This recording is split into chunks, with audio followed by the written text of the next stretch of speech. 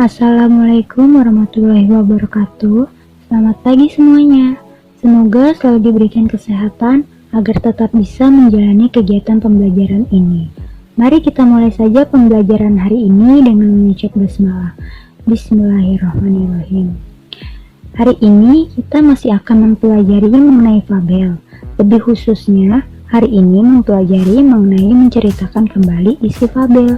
Biasanya setelah membaca fabel, maka kita akan diminta untuk menceritakan kembali isi fabel tersebut.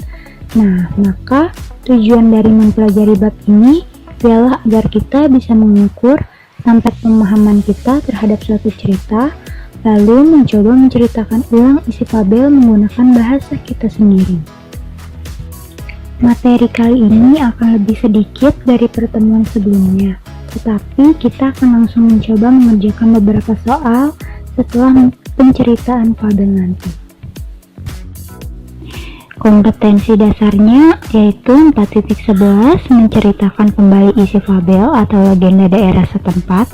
Indikatornya ada dua, yang pertama mengurutkan isi cerita fabel dan yang kedua menceritakan kembali isi fabel secara lisan. Langkah-langkah menceritakan kembali isi fabel. Yang pertama, kita dapat membaca berulang-ulang fabel yang akan diceritakan, kemudian mencatat hal-hal yang penting seperti nama tokoh, watak tokoh, latar, amanat yang terdapat dalam cerita, dan sebagainya. Kemudian kita dapat menentukan rangkaian peristiwa fabel, gagasan pokoknya, dan yang terakhir kita dapat menulis atau melisankan kembali cerita yang diceritakan menggunakan bahasa sendiri dengan tidak menggunakan bentuk dialog. Dalam menceritakan kembali isi fabel, yang akan dinilai yaitu yang pertama ketepatan penceritaan, yang kedua ketepatan isi dengan cerita yang dibaca, yang ketiga intonasi dan kejelasan lafal, yang keempat ekspresi, dan yang terakhir yaitu kepercayaan diri. Kali ini kita akan mencoba membaca fabel bersama. Semua istimewa.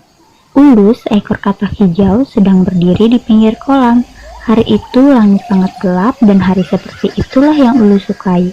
Tidak lama kemudian, air mulai menetes perlahan-lahan dari angkasa. Hujan telah tiba. Ulu berteriak dengan girang. Ulu pun mulai bersenandung sambil melompat-lompat mengitari kolam. Ia melihat semut yang kecil sedang berteduh di balik bunga matahari. Wahai semut, hujan telah tiba, janganlah bersembunyi, seru Ulu kepada semut yang sedang berusaha keras menghindari tetesan air hujan. Semut menghela napas dan menatap Ulu dalam-dalam. Ulu, aku tidak suka dengan hujan. Kamu lihat betapa mungilnya tubuhku.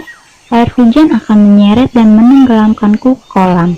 Aku tidak bisa berenang sepertimu, makanya aku berteduh, sahut semut. Makanya semut, kau harus berlatih berenang. Aku sejak berupa berudu sudah bisa berenang. Masa kau tidak bisa? Berenang itu sangat mudah. Julurkan saja kakimu. Ulu menjulurkan kakinya dan tendang ke belakang seperti ini. Ups, maaf, kakimu kan pendek.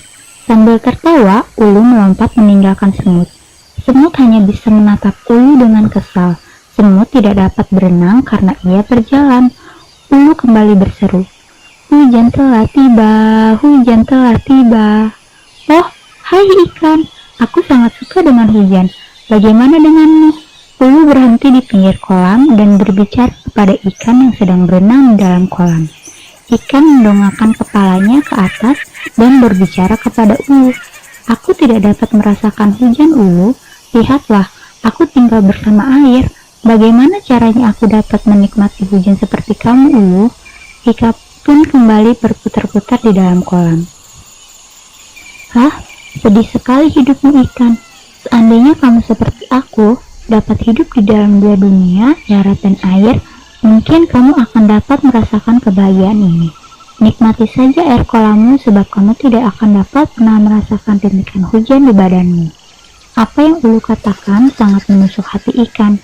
Ikan menatap ke arah tubuhnya yang bersisik, lalu menatap ke arah tubuh licin Ulu. Ikan yang bersedih hati pun berenang meninggalkan Ulu ke sisi kolam yang lain. Ulu pun kembali melompat-lompat di sekitar kolam dan kembali bersenandung. Saat Ulu tiba di bawah pohon, ia melihat burung sedang bertengger di dahan pohon. dan membersihkan bulunya. Ulu mengira burung juga sama seperti semut dan ikan yang tidak dapat menikmati hujan. Hei burung, kenapa kau tidak mau keluar dan menikmati hujan? Apakah kamu takut bulumu basah? Atau apakah kamu takut tenggelam ke dalam kolam seperti semut? Ataukah memang kamu tidak bisa menikmati indahnya hujan seperti ikan? Setelah berkata demikian, Ulu tertawa kencang-kencang. Burung menatap ke arah Ulu yang masih tertawa. Hei Ulu, apakah kau bisa naik kemari?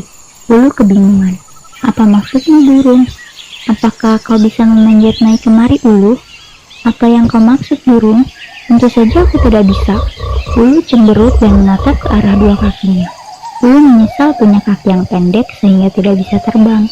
Ulu, tidakkah kamu tahu bahwa Sang Pencipta membuat kita dengan keunikan yang berbeda-beda?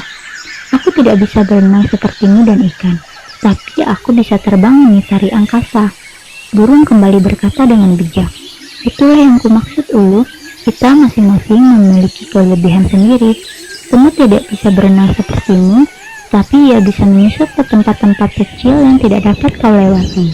Ikan tidak dapat melompat-lompat sepertimu, tetapi ia bernapas di bawah air. Kamu tidak seharusnya menghina mereka. Ulu mulai menyadari bahwa tindakannya salah.